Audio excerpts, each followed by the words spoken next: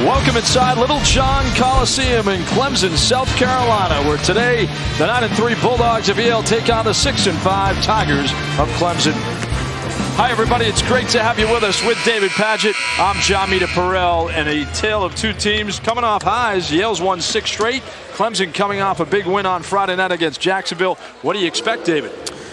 Well, normally our spotlight focuses on guards, but tonight we get to focus on the big guys a little bit for a change, which is fun. But both these teams expect them to be led by their power forwards. And with the Yale Bulldogs, it starts with a local product from right down the street in Columbia, South Carolina, Jordan Bruner. Terrific inside-outside player. Can do it all for the Bulldogs. Really can facilitate for himself as well as his teammates. And on the other end of the court, Amir Sims. Same type of player, can score around the rim, really defends well around the rim, very good rebounder, can also step out and knock down the three. So this should be a heck of a matchup between these two players tonight. It's the third meeting all time against the squads. First time Yale has played Clemson in 17 years. They won the last game, and their veteran coach James Jones feels like he has a definite contender again in the Ivy League. They won the Ancient Eight last year with 10 league victories. As we are underway, as the tip is controlled by Yale, and they arguably have the best backcourt in the Ivies, if not one of the best backcourts in mid-major basketball. Oh, no question. One of the best backcourts and one of the best front courts. And these two kids right here, Jordan Bruner, like we talked about, and Paul Atkinson, look for them to get a touch on the block every single time down the court. The defensive mindset going against a guy like Paul Atkinson, who we just saw moments ago in your picture, he shoots 70% from the field, so what do you have to do to stifle him? Well, the best thing you can do is not let him catch the ball first and foremost. But, you know, Clemson has the physicality, the size inside. Look, they play in the ACC. They're used to seeing guys like this night in, night out. But, you know, you just got to be alert, pay attention to the scouting report, and, you know, good job there by Yale of helping on the backside. But both these teams can score in a variety of ways. Should be an interesting matchup. Yeah, the Yale starting five. Azar Swain is their leading scorer. He's coming off a 24-point night as Bruner gets stymied inside. Bruner, our spotlight player, averaging more than 12 points and 8+ rebounds, and a guy that Brad Brownell wanted to come to Clemson as Sims takes the three. And both these teams very patient on the offensive end of the court, very efficient at running their sets, not going to come down and take a lot of quick bad shots. Both similar defensively as well, not really pressure denial type teams, just really physical, don't look to switch a lot on any type of ball screens. But this kid right now is certainly someone to keep an eye on. He can shoot that ball as soon as he crosses half court if he's got it in his hands. Yeah, he's definitely not shy. He loves to take the three. Scott takes it. The Tulsa transfer and Bruner the rebound. Both teams shooting the ball at a rapid rate from long distance, and 24 threes a game for Yale, 26 per game for Clemson. And Brad Brownell knows that's going to have to be the strength of his team on the offensive end of the court this year. They don't have Amir Sims being the exception. They don't really have a whole lot of other options in the low post to try to create offense, so they got to rely on the three-point line. Atkinson, some pretty moves down low. He is crafty, isn't he? He is, and he's got terrific footwork. You saw it right there. You know, Amir Sims did a pretty good job, stood straight up, held his ground, but Atkinson stayed patient, finished with that right hand. Atkinson, his last 2 games, 14 of 22 from the floor. Also has grabbed 21 rebounds. 6'10" out of West Palm Beach, and the first bucket of the game for Newman III. As Newman III is going to have to be a guy that's going to give them some offense as we move along here, especially in the ACC portion of their schedule. They're looking for some complementary scoring. Yeah, because it starts with Amir Sims and then Tevin Mack, the transfer from Alabama, are their 2 leading scorers. And other than that, it's kind of been by committee so far this year. So that third scorer, they're still looking for. James Jones, 21 years at Yale, a bastion of consistency with 317 wins and 22 last year. And there's not much that has gone wrong for him the last decade. No, you can say that again. Had a NCAA win a couple years ago against Baylor in the first round, made the tournament last year, and it really is amazing. You know, you look at this Yale team, they start all 5 upperclassmen, juniors and seniors. They lost 3 starters last year, and to be able to replace them with upperclassmen who can step in and play right away, it really is absolutely incredible. And what he's done at Yale is just truly awesome to watch. And the guy that just hit the 3 is Azar Swain. There's probably no more confident scorer in the Ivy League than him. He averages 16 points per game. He's made 33% of his 3-point attempts. And the defensive feistiness exhibited there by Yale. Brad Brownell, 10 years as the Tigers coach with 175 wins. He's just 4 wins away from tying Cliff Ellis as the all-time winningest coach at Clemson. And some uneven moments for him in their first 11 games. They are 5-2 at home, and a much-needed win against Jacksonville Friday night here on the ACC Network. Yeah, in a team that lost essentially 4 starters last year, your top 3 scorers, your leading rebounder, and they knew they were going to have some overhaul on the roster coming into this year. And then to compound the problem, they had 2 guys tear their ACL who they were certainly going to count on this season. Now, they both played game action. We look for one of them to be back again here tonight, but you're relying on a freshman point guard who's, at times has been good, but he's a freshman, and it's just been tough. And it's just kind of one of those years where you're just trying to piecemeal it together as best you can. Eric Monroe, a veteran point guard for Yale. Swain, always looking to shoot.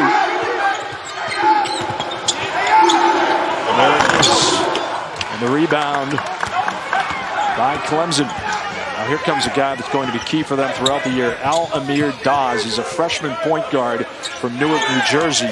And you know how difficult it is, David, to integrate a freshman point guard as Newman takes it baseline, but that has to be a dicey moment for Brad Brownell to move a freshman into the point. Well, yeah, the point guard is the most important position on your team, and to have a freshman, and Al-Amir Dawes is a very, very good player. Like I said, he's had great moments for them this year, but he's just a freshman. Yep. And unfortunately, there's going to be some growing pains with that, but he's had to play more than they were expecting because of the injuries, but it'll pay off dividends for him down the road because of that. Getting the chance to get those learning curves out of the way early and some of those speed bumps as a freshman. But, you just got to continue to try to get better each day in and out. And here's Gabadon for Yale. Both teams playing good defense in the early going and forcing turnovers, leading to buckets as Monroe is stifled on the baseline by Newman. With 3 to shoot for the Bulldogs. Tough foul there for Clemson. But Clemson, known for their defense, not getting off to a great start offensively, but looking to create offense off of their defense here. Good steal by Curran Scott. Good drop off for the easy 2 transition.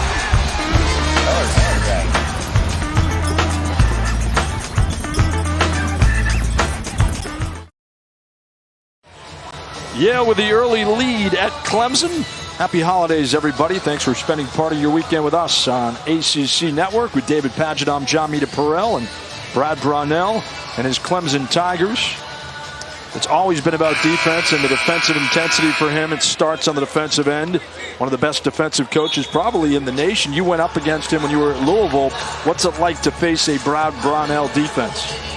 Well, you're not going to get a whole lot of easy looks at it. First and foremost, you got to run your offense. You have to stay patient. They're very good at defending in the first 15, 20 seconds of the shot clock, and you need a lot of ball movement. You need a lot of player movement. And one area where they've struggled a little bit this year, and it's something to keep an eye on in this game, is defending the 3. Normally, they're a very good 3-point defensive team. This year, they've given up against Florida State in an ACC game, gave up 15 made 3s, and have struggled at times to defend against it. Yale, obviously, a team that can shoot at almost all 5 positions, so that's something to keep an eye on.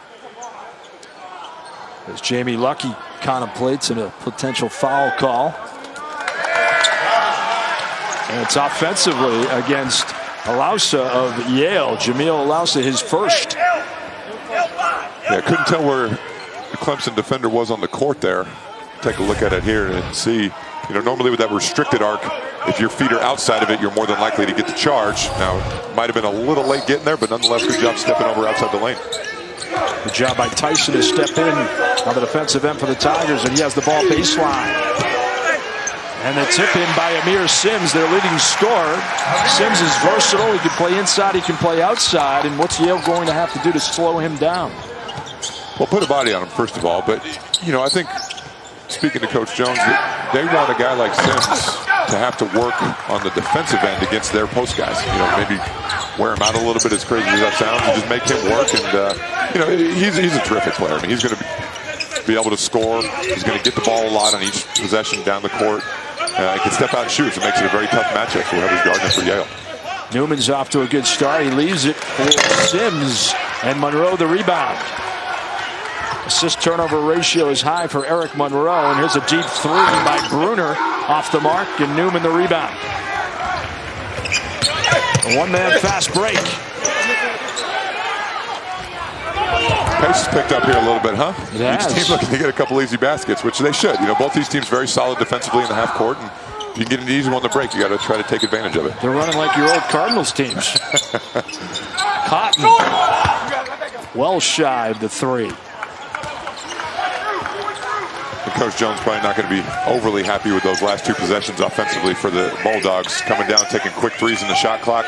Not that those guys can't make them, but not the best shots you can get. You can pretty much get those anytime you want. Probably want to work this Clemson defense a little bit harder. In the post for Sims, and a block and a foul. That's going to be on Eric Monroe. And Clyde Trapp is getting set to check in the ball game for Clemson. He's coming off a torn ACL, a injury suffered June 28th. And Trapp is going to be a vital performer for them at the point with Alamir Dawes, the freshman. Now Trapp spelling him, and they're going to get 20 minutes a game from him likely, especially in league play, right? Yeah, and if there was one guy that you really couldn't afford to lose in the preseason, it was definitely Clyde Trapp. You know, your junior point guard who's experienced, returning, and to lose him, and you know they lost him the day before they left to go to Italy in the last segment of practice. I mean, just awful luck, just terrible luck. And, but for him to be back out here, his second game back, only 6 months after surgery with an ACL, is absolutely incredible. So, you know, I expect him to work his way back into the rotation and take some of that pressure off of Dawes as the season moves forward. So a turnover as they couldn't get the ball in. Trapp was befuddled by the Yale defense.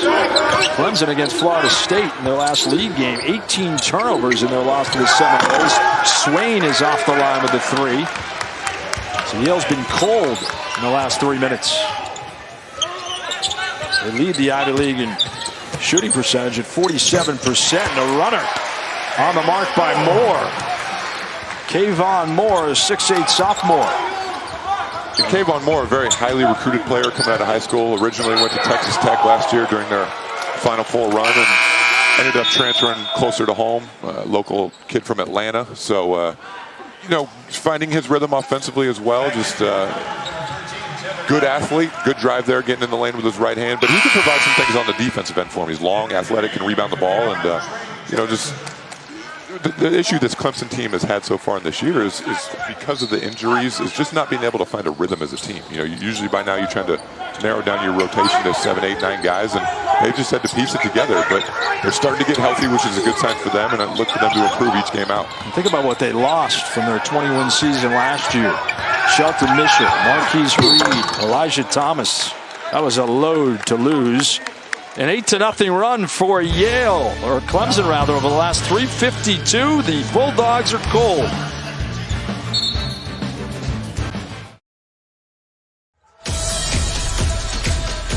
Key departures for the Clemson Tigers. There is a plethora of them. Marquise Reed and Elijah Thomas, the headliners. But after that, Shelton Mitchell, known as the glue of the team. David Scarr gave them 8 points per game off the bench. And part of a group that went to the Sweet 16 2 years ago, David Padgett, under Brad Brownell. So you know how difficult it is when you have that exodus of talent. It's tough to really contribute the next season. Oh, no question. And obviously, it's tough to replace the scoring and the rebounding, but the experience is the tough part. You know, those guys have essentially played every game together for 3, if not 4 years, and to lose all those pieces at the same time, like you said, they made a Sweet 16 a couple years ago.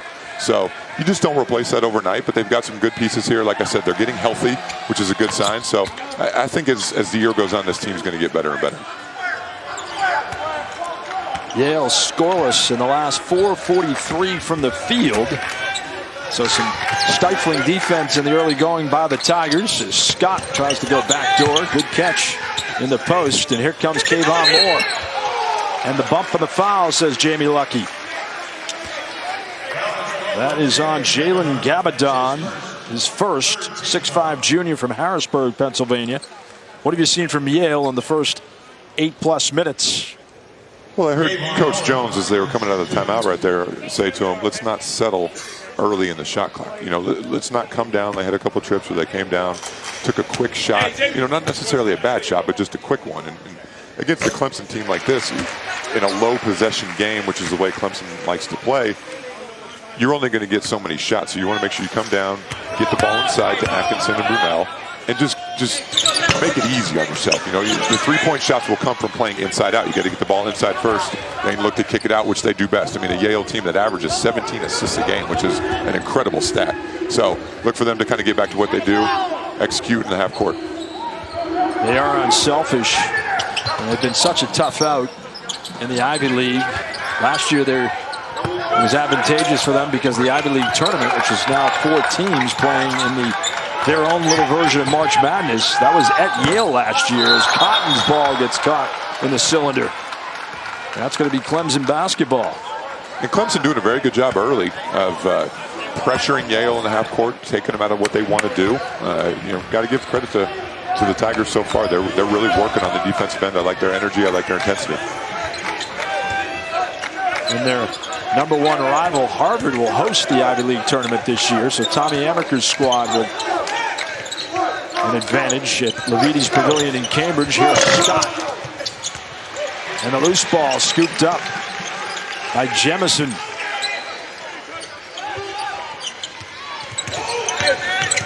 High trap to Scott. He was 39% from 3 last year with Tulsa. And it's Yale ball.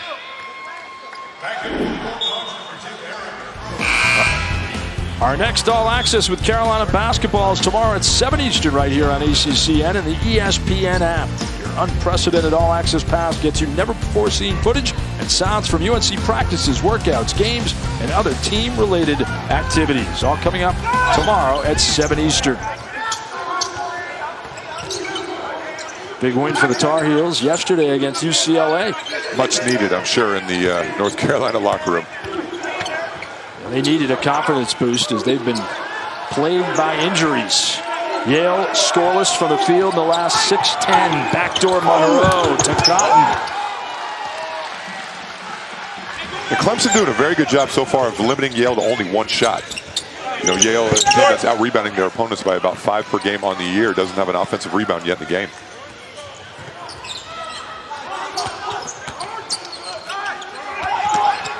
Cotton to Gabadon in a travel. Jeffrey Anderson right there to call the travel against the Bulldogs, who average 14 turnovers per game.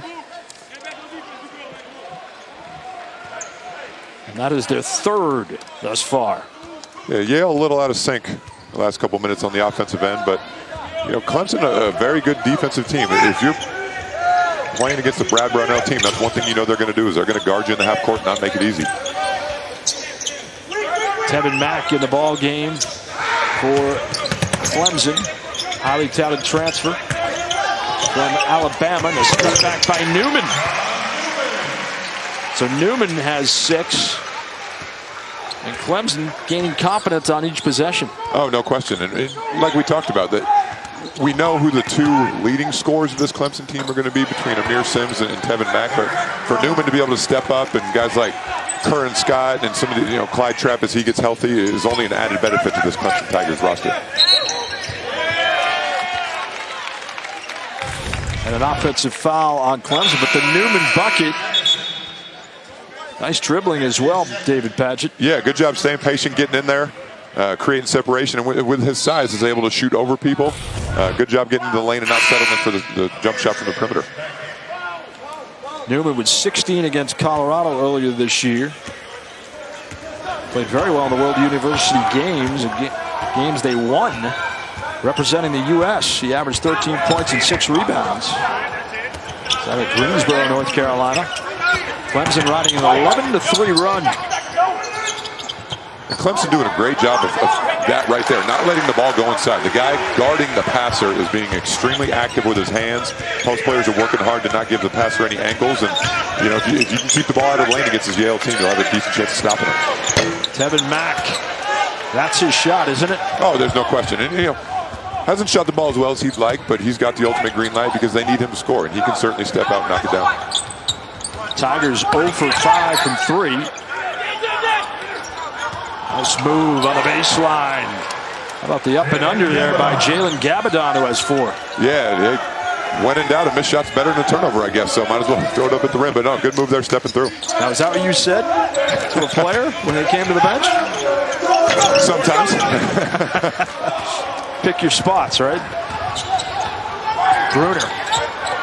He can handle it. Point forward for James Jones. Here's Atkinson trying to back in on Sims. And well done by Paul Atkinson, the Ivy League's leading field goal shooter. Yeah, and another example of great footwork. And that's where Yale is so dangerous. They throw the ball inside. If you play them one-on-one, Atkinson and Bruner can both score. If you double them, they're both terrific passers, so they can find the open man. So you kind of got to pick your poison and decide how you're going to play them. Sims trying the answer with a deep three. Clemson shooting 33%. Yale at 37.5% in the early going. Take by Bruner. And a good hustle to win the 50-50, but the steal by Newman.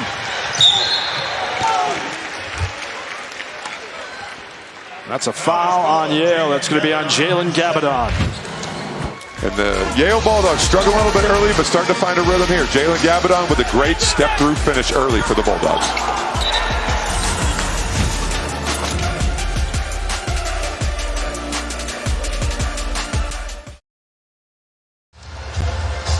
The 9-3 Yale Bulldogs with a 1-point lead over Clemson. 6:54 remaining in the first half, and nothing but net every Sunday as our weekly basketball studio show. We'll preview the week and look back at the best games from last week with highlights, analysis, and insight that only we can provide. This week's show is tonight at 8 Eastern right here on the ACC Network and the ESPN app. That's coming up after Citadel at NC State. Sam Ravitz and Jordan Cornette will have the call. There's Clemson to inbound. Dawes back in the lineup for Brad Brownell, and Sims. Nice job denying the post by Jordan Bruner. Yeah, great deflection there, knowing the scouting report.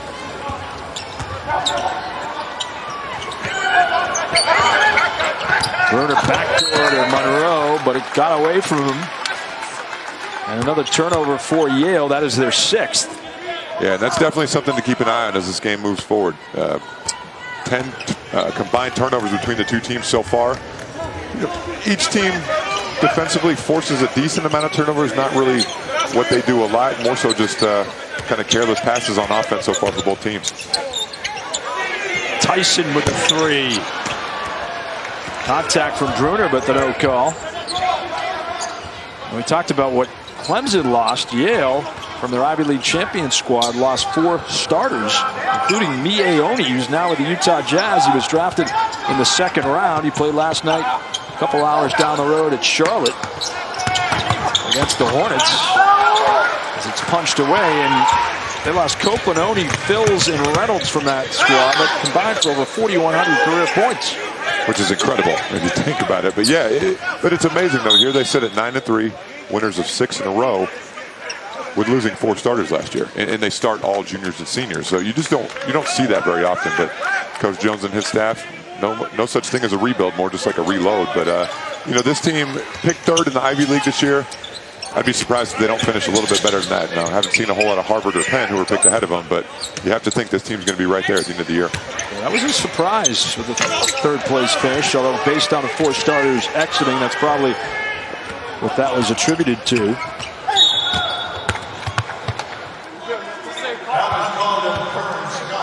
Fouls on Curran Scott, his first.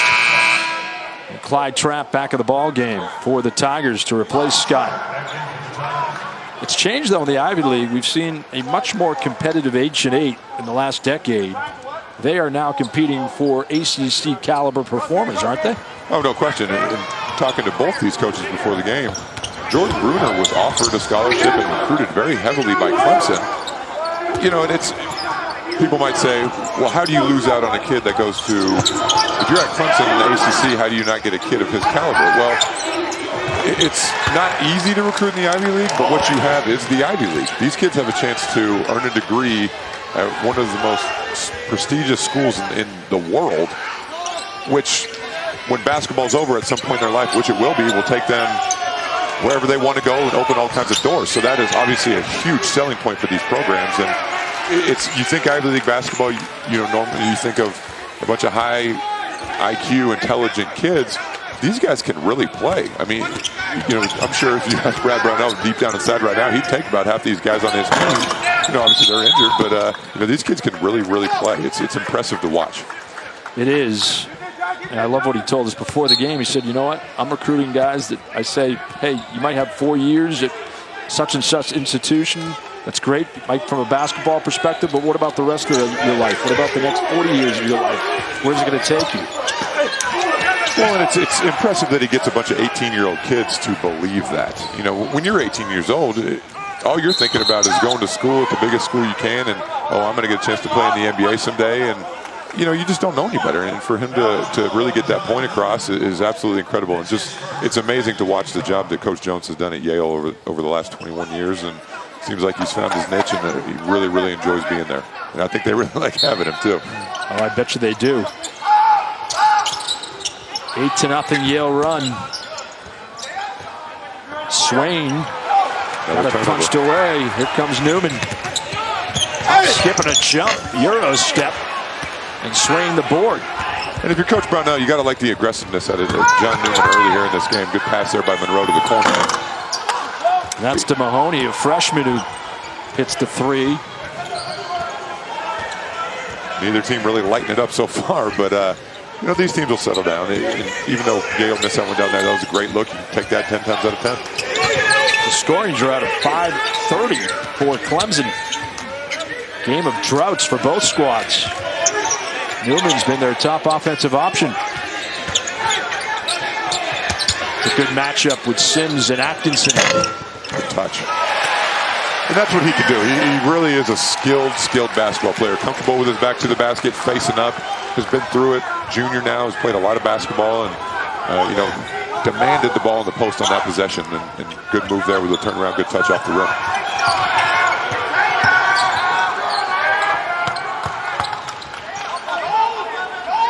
You know, a lot of people watching this game might not think it, but there's definitely a lot of NBA caliber talent on this team, on this floor right now. And Amir Sims for Clemson obviously is one, and Jordan Bruner for Yale Bulldogs is definitely another.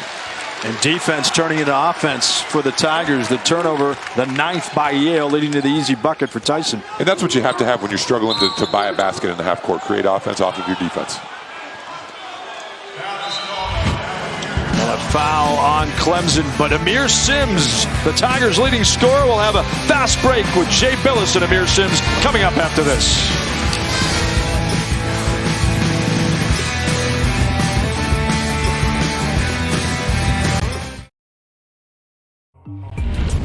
All right, Amir, we're going to run a little fast break.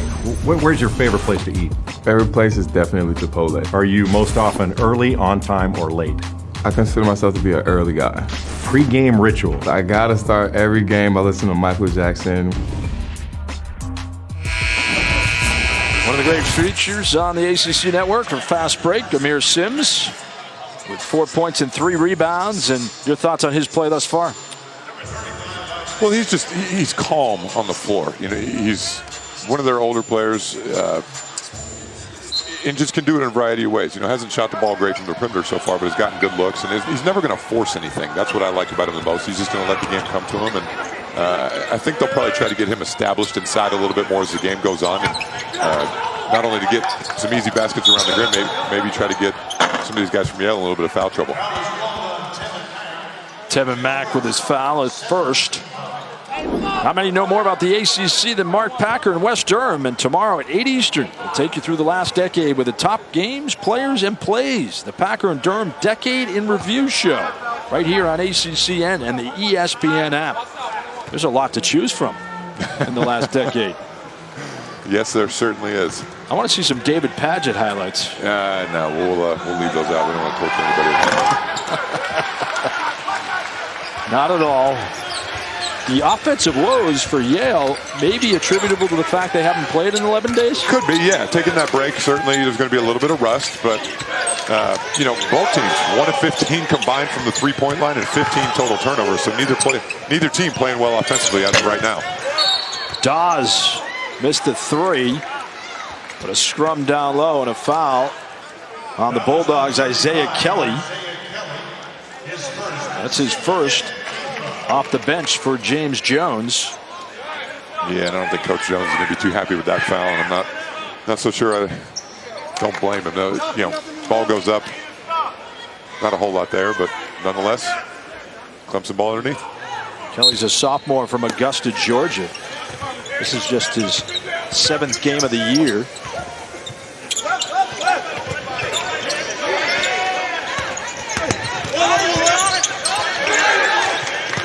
Sims, the baseline against Atkinson. And that's where he's so effective. You know, the last couple times down, they've thrown it to him on the block. He's been effective. That time he catches on the perimeter, puts it on the floor, goes by his man. Good reverse finish. Uses the rim to protect himself.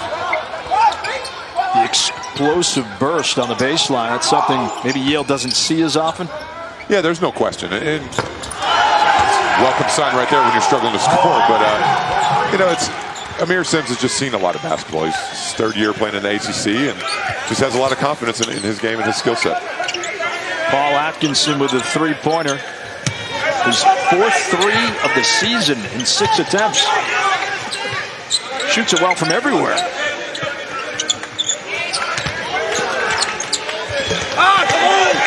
And Jordan Bruner the rebound. He'll headman the break. Yeah, good look there from Sims, though. Still got it on the block. Tough shot there by Jordan Bruner, but that's what he can do. And you'll take it. Yes, he will. Bruner's last 2 games, 14 of 22 from the field. He's made 33% of his 3-point attempts. So a burst by the Bulldogs as we head towards halftime. Sims the 3. Good hustle. Eric Monroe scoops it up to win the 50-50. James Jones wants a timeout. Didn't know if they were going to see him there for a second. Boy, he was adamant to take the TO. And we'll come right back to tell you more about it after this.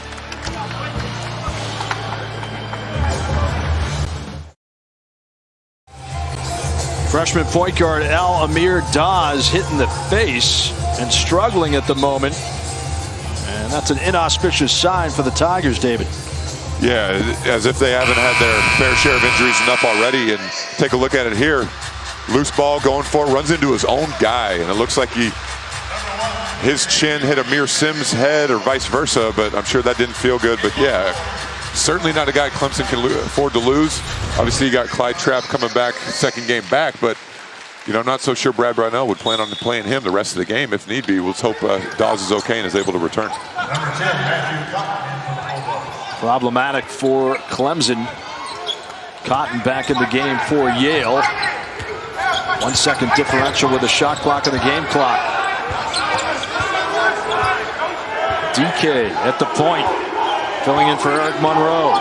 Gets the screen from Bruner. Nicely done. Good move. Good finish off the backboard. And Yale. Trap close from the Tiger paw, but a good start and a good ending for the Bulldogs. 3 of their last 3, an 8-0 run over the last 98 seconds. Coming up at halftime, we'll have a rapid recap and our first half highlights and analysis. And we'll be back next on the ACC Network.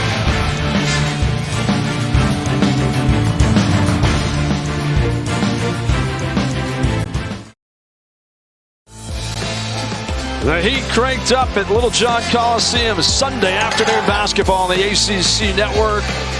James Jones and company playing well throughout the first half. How about the step through by Jalen Gabadon? Amir Sims, their leading scorer. Yale going downtown with Paul Atkinson and company. And our score is Yale 24 and Clemson 19 with David Patchett. I'm John Mita Farrell.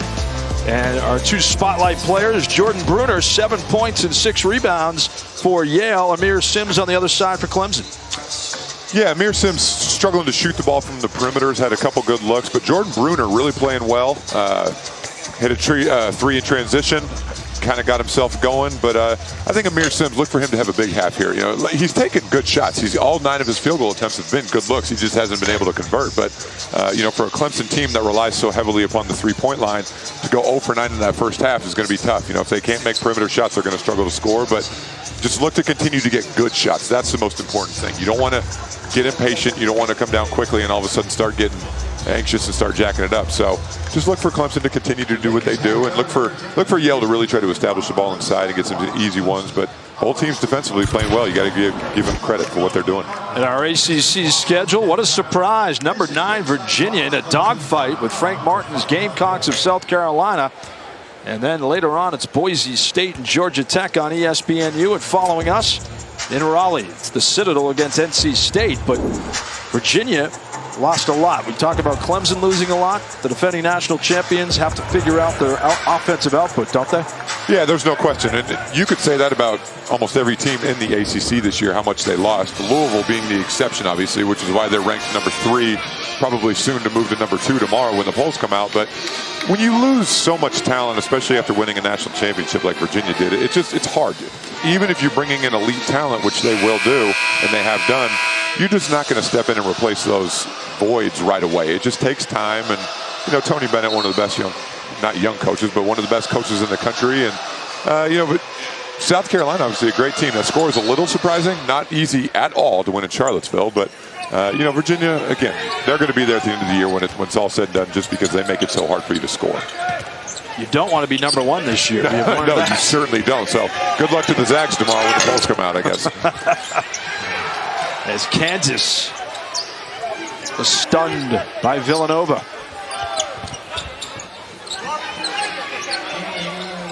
Good pass in the post to Swain, and I think that's going to Paget. This is out of my range. I can't shoot from here. Well, you had good hands at Louisville. I would have caught that. I was going to catch it. James Jones befuddled by the pass, and an uneven offensive sequence for the Bulldogs, who have turned it over 10 times. Yeah, it's kind of been the story for both teams. And, when Yale hasn't turned it over, they've gotten pretty good looks at the rim. Just got to do a better job taking care of the basketball. But Alamir Dawes back in the game for the Clemson Tigers. It's a good sign to see. Bruner the rebound of the miss for Eric Monroe. And a forced pass and trap the takeaway. And just careless there on those last 2 trips for Yale. Just not making simple plays, trying to thread the needle a little bit, trying to kind of make the home run pass. But you just got to say simple. Take what the defense gives you. I think a lot of times players more so look at the offense instead of reading the defense. And I think those last 2 trips were indicative of that. You just got to read the defense and take what they give you and just make the simple play. Empty possessions are the bane of a coach's existence. Oh, there's no question. I said it earlier in the broadcast. A missed shot is better than a turnover. At least you have a chance to get the ball to go through the hoop. But if you're throwing it to the other team, that's just not even a possibility. That foul was on Eric Monroe of Yale, his second. Clyde Trapp, returning from the torn ACL, suffered June 28th. Played against Jacksonville. 12 minutes, 2 for 5 from the floor, as they held Jacksonville to 11 second-half points. Yeah, much needed win, obviously, here at home, but more so for confidence and getting guys back, getting Clyde Trapp a chance to get back in the rotation and kind of get his feet wet again after being out for a while. But really looking for Yale here to, again, another careless turnover. One-handed pass out of the post. 3 turnovers to start the second half for Yale. And you don't expect to see that out of a veteran team either. All juniors and seniors on the floor right now for Yale on the road. You would expect more out of your leadership of your starting 5. Here comes Gabadon. Left it short.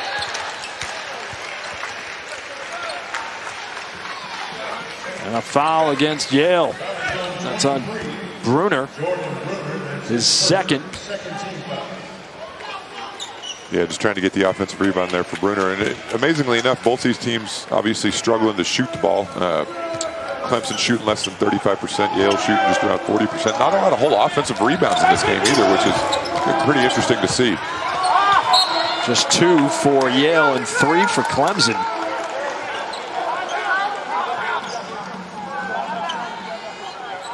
Yale leading the Ivy League in shooting at 47%. They're at 40% this afternoon. Holding Clemson to 32% from the field.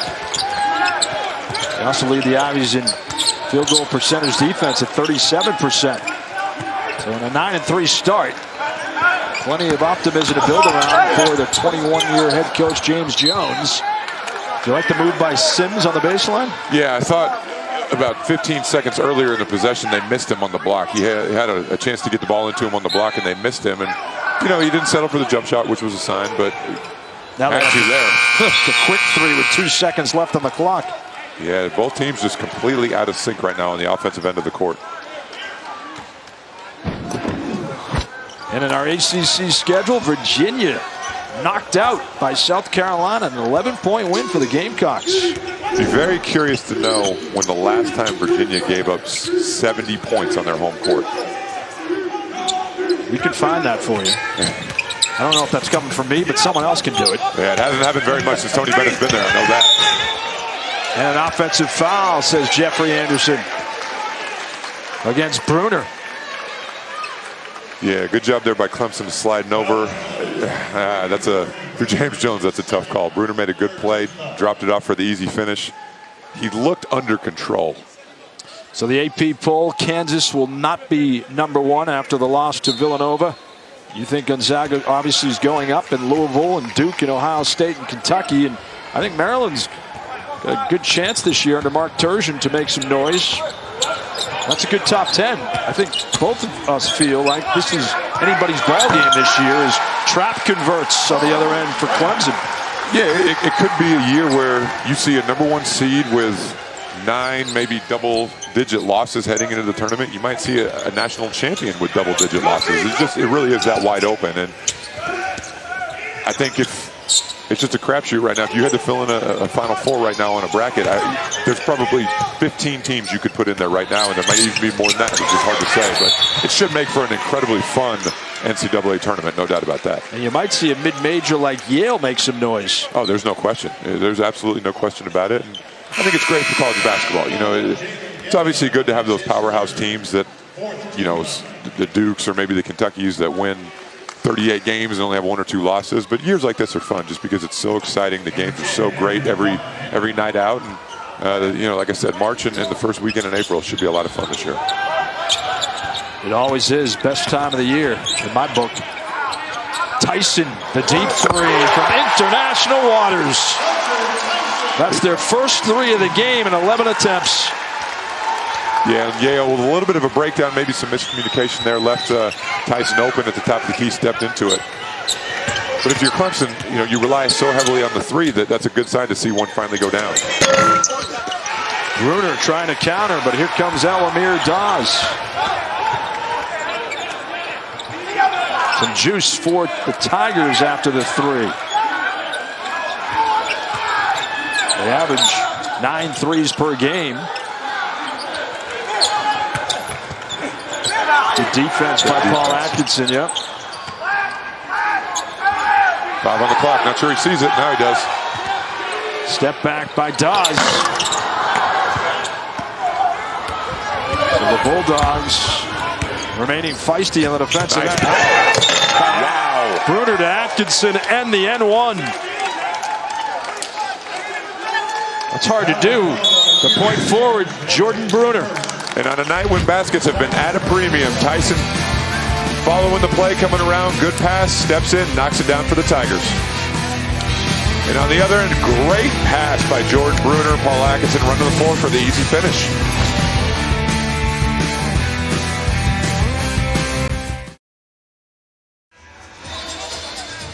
And welcome back to Littlejohn Coliseum, our ACC news and notes. 4 ACC squads ranked in the top 25. Louisville, Duke, Virginia, and Florida State. But Virginia going down to South Carolina today.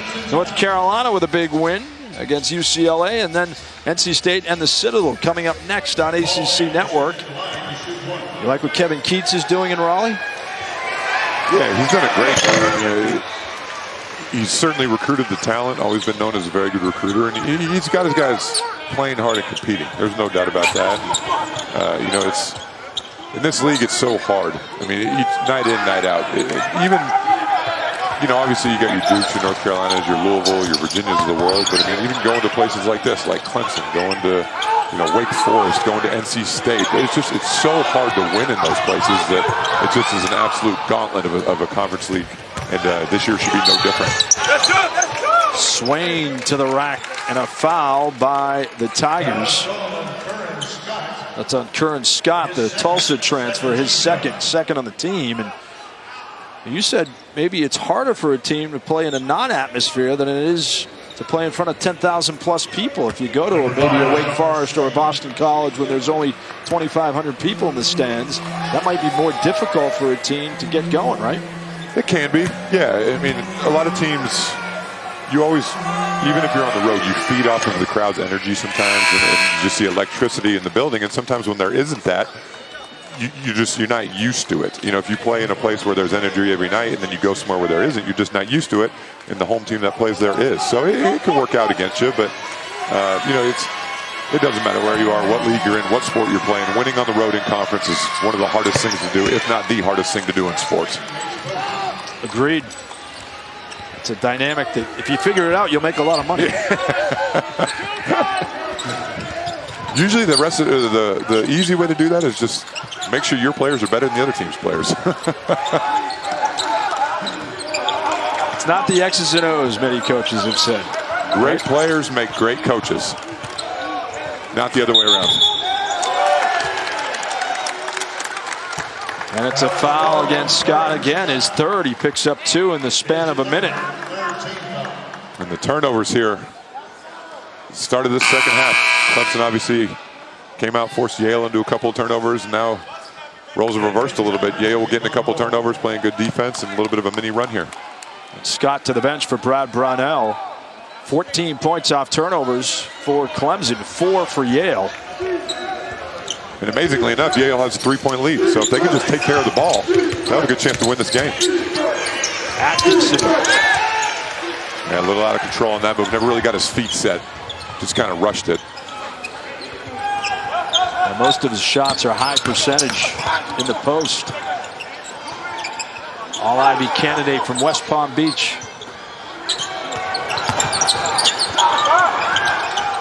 Mack. Mack's had a tough game. 2 of the leading scorers for both teams, Swain and Mack, have been pretty much silent. Yeah, I mean, what you would expect sometimes, obviously, another turnover for the Bulldogs. You know, your scouting reports are always going to be based on the other team's quote-unquote best player or leading scorer, and I don't think tonight's any exception to that. But, you know, Mack has struggled just with consistently as far as shooting the ball at times this year. You know, he's played a lot of college basketball, started his career at Texas, and transferred to Alabama and was part of that coaching change. But good look there for Sims. Finally gets one to fall. I'm sure a big sigh of relief for Amir Sims right there. That's their second 3-point attempt in 14 now, and our 3rd time the game has been tied. Yale led by 5 at the half. Swain, nice baseline move. Breakdown there defensively for Clemson, not cutting off that baseline, but a good move there by Azar Swain. Swain from Brockton, Mass, by way of the Rivers School in Massachusetts. Scored over 2,100 points in high school. Also, all-time touchdown leader on the gridiron for Rivers.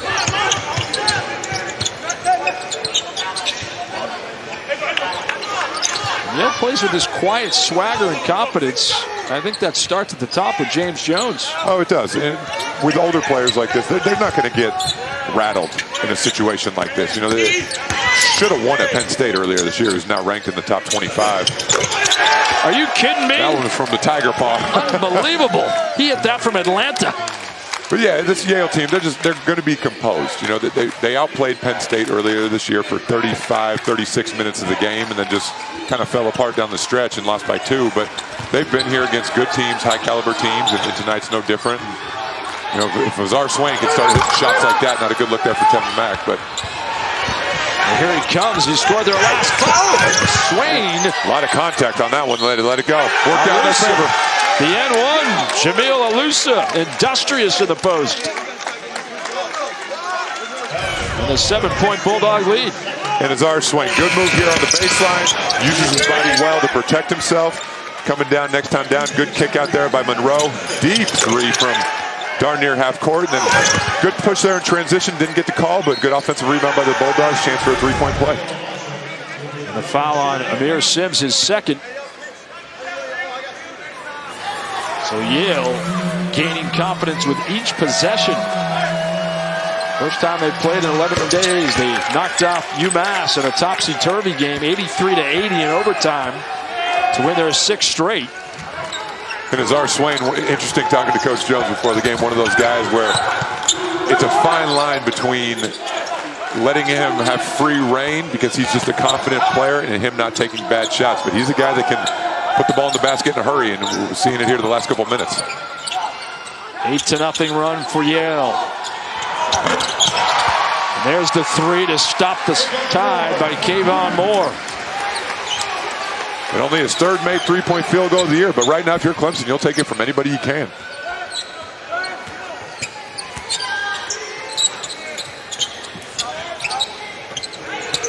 Swain has been tenacious to Cotton. A good step back. Almost got the roll. I thought he was going to get it. You did. So Yale is on a roll as they have heated up in the 2nd half, led by their leading scorer, Azar Swain, and a 5-point lead for the Bulldogs.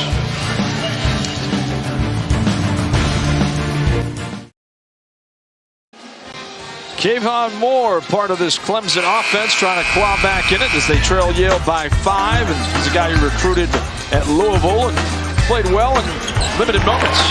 Yeah, he has. He's given his team a nice little boost off the bench. You know, started last year at Texas Tech, was part of that Final Four run, and transferred back here a little bit closer to home, local Georgia kid from right up the road, and was granted a waiver to get eligible immediately. And I'm sure, you know, especially based on all the injuries they had, Brad Brownell is very happy to have him this year, but has come in and played well, giving his team a spark. He had 10 points at Minnesota on December 2nd in a 78-60 loss. And an offensive foul called against Yale. And our bio blast on Kayvon Moore, number 43 overall in the ESPN 100. And the transfer, as you mentioned, David Padgett from Texas Tech. And I think a guy, as the season goes along, will give Brad Brownell more on the offensive end. Oh, yeah, there's no question. He's got good size, can shoot the ball, as we saw a couple of minutes ago, and very talented. There's no doubt about that, and just trying to find his way, as you know, most first-year players do in a new program. First foul on August Mahoney. Guy they have high hopes for in New Haven. There's James Jones. 319 and 274 in 21 years at Yale. And he said, I'm working on my golf game in my downtime. And he's playing at the Yale course, which is rated the #1 collegiate course in the country. And he says, if you guys ever play it, look out, because it is difficult. Yeah, that's an incredible, must be an incredible golf course to be rated the #1 collegiate course in the country. But, you know, golf's the most humbling sport on earth. A lot of fun to play, sure. But it's a long walk spoiled, as some have said. Another Yale turnover. Of course, I choose to ride the cart more often than not.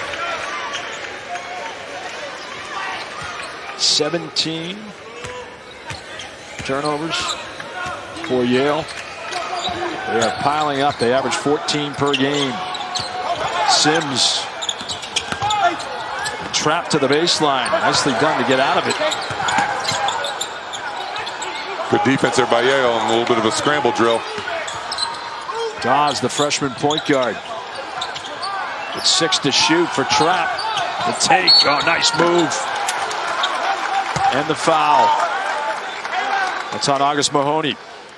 Our next All Access with Carolina basketball is tomorrow at 7 Eastern right here on ACC and in the ESPN app.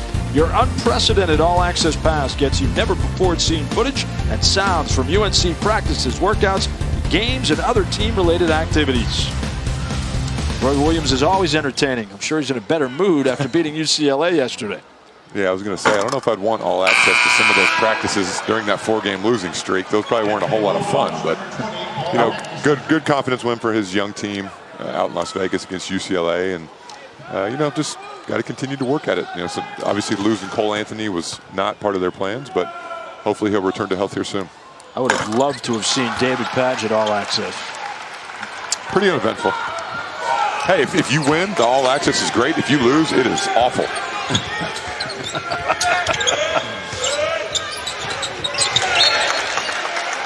Clemson turning up the heat here a little bit in the half court, being active with their hands again. And funny thing is when Yale hasn't turned the ball over, they've gotten a great look, and more times than not have been able to convert. So just got to do a better job taking care of the ball. Well, the mantra is in the last decade since Brad Brownell has been at Clemson has been defend to win. And when they hold teams under 50 points, they are 45-2. Bruner missed the three. And Clemson will take it over, but they did it against Jacksonville, holding Jacksonville to 39 points on Friday night here on ACC Network, as Clemson won 68-39. Yale's in a scoring drought, which has lasted more than 2 minutes. Tyson, reckless in the paint. But a foul on the Bulldogs. Yeah. That's on Mahoney, his third. It's about the third time this game there's been one of those plays right around that restricted arc. Good drive there by Clemson. Looked like, yeah, it's a good call. Even though his feet were outside the lane, he wasn't set yet, pretty clear. Called it on the floor, but nonetheless, 8th team foul on the Bulldogs, so Tigers shooting free throws the rest of the way. Those puppies were moving, right? Yes, they were. No doubt about that. Hunter Tyson. Looks like he has a pretty refined offensive game, and he'll be a guy to watch for the Tigers down the stretch. Yeah, no question. Can really shoot the ball from the perimeter. He's got good size. It's amazing what he's already hit a three, but when you see the ball go through the rim at the free throw line, and you've been struggling from the floor, it's amazing what that can do sometimes to somebody's confidence. And Jemison in the ball game to replace Amir Sims. An 8-0 Clemson run as they have tied it up. It's been that type of game. We expected it. Did not expect a blowout. Especially with both teams' reputations on the defensive end. Maybe a little more low scoring than we expected, though. Yeah, no question. You got to credit each other's defense for that. You know, both teams have been active, haven't given anything easy, really making you work for anything on either end. Three, in and out. It seems like we've had about 8 of those tonight where, for both teams, where the ball guy got a great look and it has just rimmed out, done everything but gone through the hoop. Tough draw for Matthew Cotton. Jemison.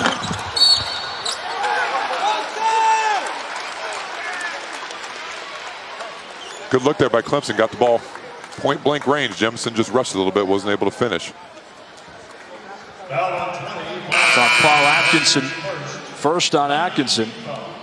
So it'll be a 1-and-1 for Kayvon Moore as Newman, the third, replaces Clyde Trapp. That's definitely going to be something to keep an eye on here over the last 9 minutes of this game. Like we said, Clemson already next foul, they're in the double bonus, so shooting free throws the rest of the way. And when you're struggling to score and put the ball in the basket, no better way than getting to the free throw line. So we'll see how aggressive they continue to stay and try to get fouled.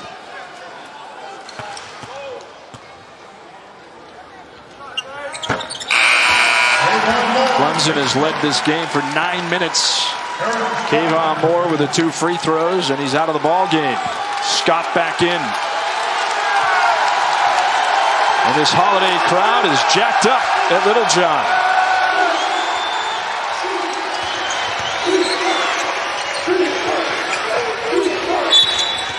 Gabadon, the quick step and the foul by Scott. Curran Scott with his 4th. Yeah, that's something to keep an eye on, as well as next foul for the Bulldogs. They're also shooting free throws. So, you know, close games like this, free throws obviously are imperative. And both teams, decent free throw shooting teams. Don't get there a whole lot because they're perimeter heavy. But in a physical game like this, when teams are playing physical on the defensive end of the court, you expect a lot of contact. We've seen a lot of physicality throughout the game. 2 to shoot for Bruner. They're confounded again in a shot clock violation. Turnover for Yale. And Clemson doing a great job that last couple of possessions of really turning up the heat on defense. You know, getting out, not giving them anything easy, taking them out of what they want to do offensively. And you know, that's what you would expect out of a Brad Brownell team. And conversely, what happens with that is you come down on the offensive end of the court and things seem to go a little bit easy for you once in a while. And just really teams that can win with their defense when they're struggling to score are signs of a very good basketball team. Now, what are they doing to befuddle Yale, as Yale has been held scoreless in the last 3:42? It seems like it's been clearly a dead period.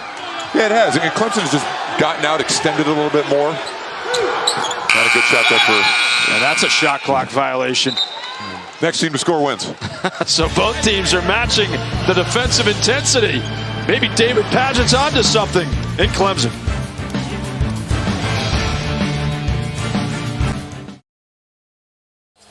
Clemson with a 2-point lead over Yale. They've outscored them 19-12 in the second half. In our game summary, Paul Atkinson, the rugged powered forward, with 12 points. But Yale 17 turnovers, leading to 20 Clemson points. And Hunter Tyson, part of the offensive surge in the second half for Clemson, with 9. And you know, the turnovers and the points off turnovers, they've made a living off that this year, David Padgett. Tigers outscoring their opponents 224-143 on the turnovers. Yeah, and when you're not a great offensive half-court team, which Clemson is not, you got to find a way to generate offense, and they're doing a great job with that tonight. And you know, the interesting thing is both teams shooting under 40% for the game, and there's a grand total of 9 offensive rebounds between the two teams. So both teams doing a good job on the defensive backboard, but neither team giving themselves another opportunity to try to score off of those missed shots. I think this is the definition of a grinder, isn't it? No question about that. Atkinson, the take, and erratic with the dribble, but he got bumped. Nothing but net every Sunday is our weekly basketball studio show. We'll preview the week and look back at the best games from last week with highlights, analysis, and insight that only we can provide. This week's show, tonight at 8 Eastern, right here on the ACC Network and the ESPN app, after Citadel at NC State. Jam-packed weekend programming on ACCN. And it's good to have you with us. He's David Padgett. I'm John Mita-Perrell. Our producer, Casey Carter. Director Johnny Tyus, and a cast of thousands with you. Happy holidays, everybody. As Atkinson ties it up. And that could prove to be a key stat as this game moves forward is the free throw line. You know, like I mentioned, Yale shooting 67% as a team. Clemson shooting only 69%. Neither team great free throw shooting team, but the way this has gone, those free throws are at a premium right now on the offensive end of the court. Tyson circling the perimeter with 6 on the shot clock with Sims. Just beat the clock as Clemson hasn't scored a field goal in the last 4:43. Oh, good pass. Atkinson. How about running the break, Jordan Bruner? Yeah, great catch and finish there, and I thought he even got fouled maybe. But nonetheless, Yale. And Brad Brownell is fired up and wants a timeout. Great job there by Paul Atkinson, running the floor, good catch, good finish. Got a good one here in Clemson.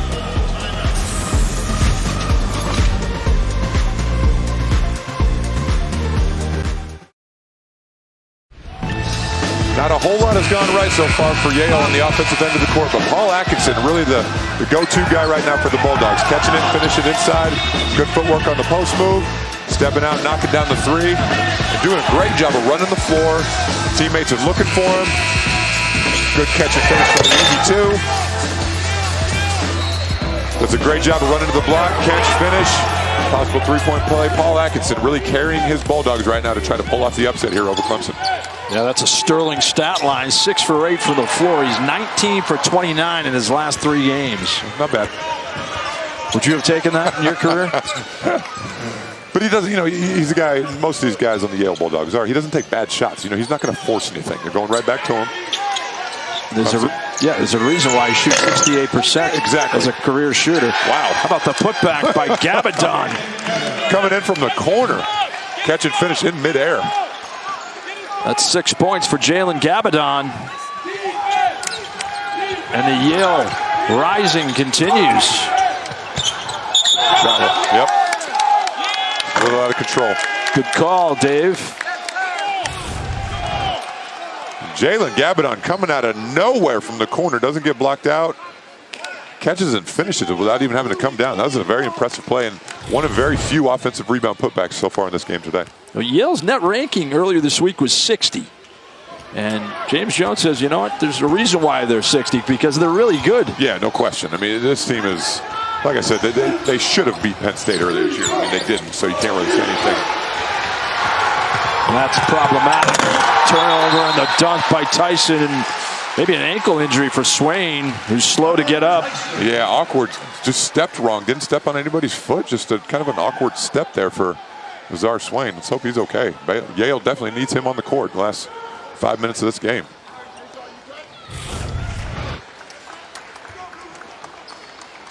Oh, yep, just rolled it a little bit. Yep. There's no worse pain in the world for about 60 seconds than when you roll your ankle. Oof. Now, it goes away. It subsides a little bit, especially the worst ones are when somebody lands on somebody else's foot. You know, luckily right there, just stepped awkwardly, but hopefully adrenaline can carry him through the rest of this one. But, man, does that hurt. He's doing his best to stay out there. Former football player. Taking that mentality to the court. But the turnovers, certainly part of the misfire for Yale. They're hanging on, and they are still playing gritty basketball under James Jones with a 2-point lead. Clemson doing a good job here, not giving them any easy looks. Under 10 on the shot clock. Gabadon. Sims and Atkinson fight for it. Jamie Lucky says it's Yale ball. Good hustle there by Paul Atkinson, crashing the backboard. Got a hand on it. Went out of bounds off Sims. Disgruntled Brad Brownell, but good call, you think? Yep, right off Sims' back. Yep. Good call there. And the shot clock resets at 20. You like the new rule? I do. I think that's a great rule. You know, it's a team obviously should be rewarded for getting an offensive rebound, but 30 seconds is just too long. What a pass by Atkinson to Bruner. Those guys work great two-man games, don't they? I was just going to say, that's two guys right there who have played a lot of basketball together and know each other really well. Great high-low pass there for the easy finish. Yale lost 4 starters from their Ivy Championship team, but no worse for the wear. And Bruner engulfs the rebound. Clemson 3 for 17 from 3. Yeah, and they just, you know, they rely upon that shot so heavily, and today's just one of those days where it just hasn't gone down for them.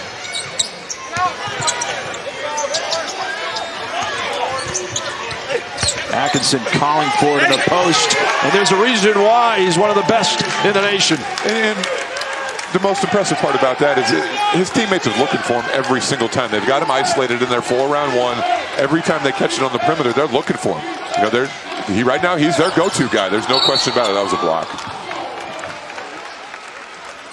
Swain called for the foul. That's his first. The two guys that have played a lot of basketball together right here for the Yale Bulldogs. Going into Atkinson, Yale right now knows where their strong point is. Looking to pull off the upset.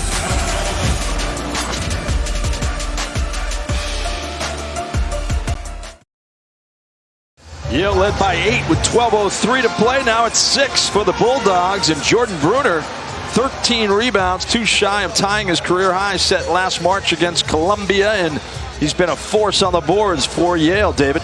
Oh, no question. And looking at this stat line, that's the most impressive part about it. Hasn't had a great night so far on the floor from the offensive end, only 2 of 8 from the field, but 13 rebounds, 11 of them on the defensive end. I mean, it's what you would expect out of a senior. You know, it's impressive when a guy who's struggling to score doesn't let that affect the rest of his game. And on the other end for Amir Sims, just a tough shooting night so far. He's gotten a lot of great looks, just hasn't been able to knock him down, but 9 points, 5 rebounds, a couple steals.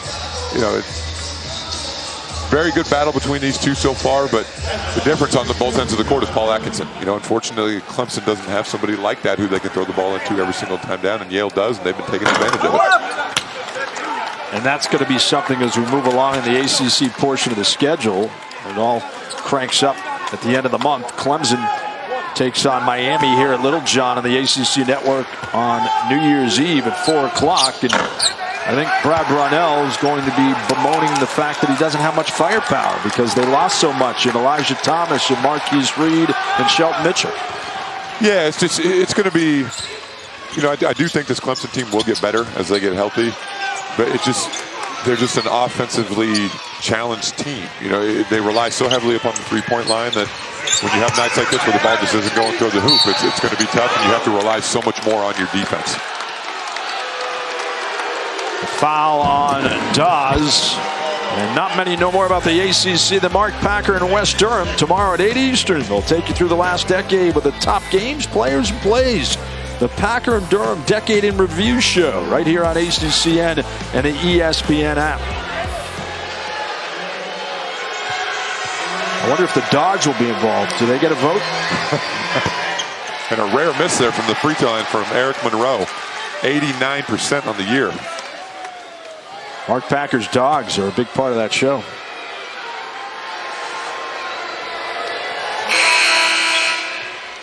Scott checks in for Clyde Trapp. All right, 3:39. Put your coaching hat on for both teams. If you're James Jones, where are you going for Yale? And what are you doing for Clemson if you're Brad Brownell? Well, if you're Yale, you got to play defense and rebound. Play defense, rebound the basketball, take care of the basketball. No more unforced turnovers. And if you're Clemson, you just got to take this one possession at a time and just chip away at it one possession at a time. You're not. There's no such thing as a 6-point shot, so you're not going to come down and tie it in one possession. Was that too quick by Hunter Tyson? No, I mean, you're down 6 with 3 minutes to go. If you get a good look at a three and you're a good shooter, which Hunter Tyson is, you got to take that. But that just kind of has been a microcosm of the night right there. They just haven't been able to convert a lot of their good looks that they've gotten. But you got to get stops if you're Clemson. You just absolutely have to. You got to try to force turnovers, which you've done a good job of all night. Bruner thought about the three, and now Monroe takes it. And an offensive foul. Jalen Gabadon with contact.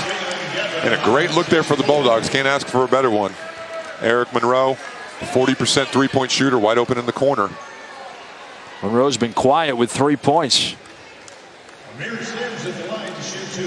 It's been Atkinson and Swain, the only two in double figures for Yale. And if you're Clemson, you got to knock down these free throws. Look for them to maybe extend their defense to the full court here a little bit more.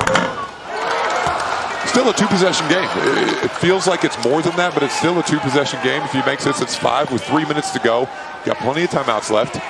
No need to panic. That's the most important thing. Clemson shoots 70% from the line, and Matthew Cotton in the ball game, replacing the foul-played Gabadon, who has 4.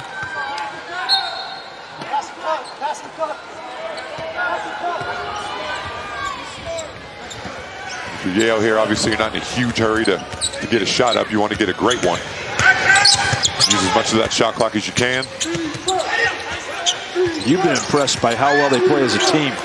They do. One of the high assist teams in the country. You can see why. Veteran team. That's the cohesiveness. That's not what you want right there. No. Despite throwing the ball away all game, they still have a 5-point lead. Newman. Good passing around the arc. Scott to Sims, baseline. Power move. Gets it back. Good hustle. That's what you want, though. You want to get a close layup. Like, they can't ask for a better look from Amir Sims. Did a good job of getting his team another possession. What a block on the weak side by Jordan Bruner. Isn't he savvy? It's impressive to watch this Yale team play. They're going to win a lot of games in that Ivy League this year. No doubt about that. Timeout, Yale. Good timeout by James Jones. Yeah, no question. I mean, you want to make sure, obviously you want to make sure you get a great look here, but just make sure you know what you're doing on defense. Just kind of gather your team. You turned it over last time down the floor. Just make sure you know exactly what you're doing. Jordan Bruner, great block there with the left hand, and most importantly, kept it in play. Didn't block it out of bounds, kept it in play. How difficult is that to do if you're Jordan Bruner coming from the weak side? Not only is it's compounded by the fact it's his left hand. Yeah, no question. You see so many highlights these days where, especially at the next level, guys are blocking the ball out of bounds into the third row of the bleachers. Okay, that's great. What good does that do? You block the shot, but the other team still has the ball. To be able to block it inbounds to where your team can get it, it's just as good as a turnover. So great defensive play there by Jordan Bruner, but 21 seconds left here on the shot clock.